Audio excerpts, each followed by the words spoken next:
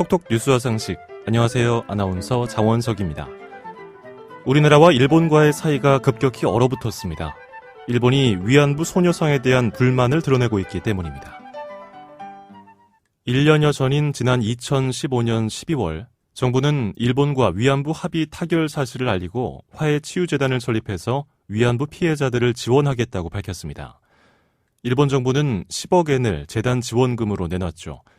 그러면서 일본은 위안부 피해자에 대한 일본 정부의 책임을 완전히 털어내게 된 합의라고 밝혔습니다. 한일 위안부 합의문에는 여러 논란이 있었습니다. 쟁점 가운데 하나가 위안부 소녀상 철거 문제가 합의문에 명시됐는지 여부인데요. 우리 정부는 소녀상은 민간 영역이기 때문에 정부가 관여할 수 없고 소녀상 문제 해결을 위해 노력하겠다는 합의 문구는 그 이상도 이하도 아니라는 입장을 고수했습니다.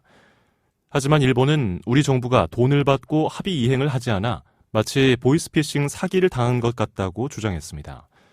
이런 가운데 지난해 12월 부산 일본 총영사관 앞에 전국에서 37번째로 위안부 소녀상이 설치됐습니다. 일본 정부가 반발했겠죠. 부산 동구청이 바로 철거를 했습니다.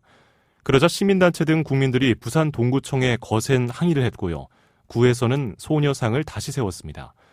그러자 일본 정부는 주한 일본 대사와 부산 총영사를 일본으로 귀국시켰고 양국 사이의 통화 스와프 논의도 중단하겠다면서 강경한 외교 행보를 이어가고 있습니다. 이에 대해 전문가들은 국제 정세에서 일본이 유리한 위치를 차지하려는 의도적인 조치라고 평가합니다. 더불어 아베 정권의 장기 집권을 위한 전략이라는 분석입니다. 오늘은 위안부 소녀상에 대해 알아봤습니다. 장원석이었습니다.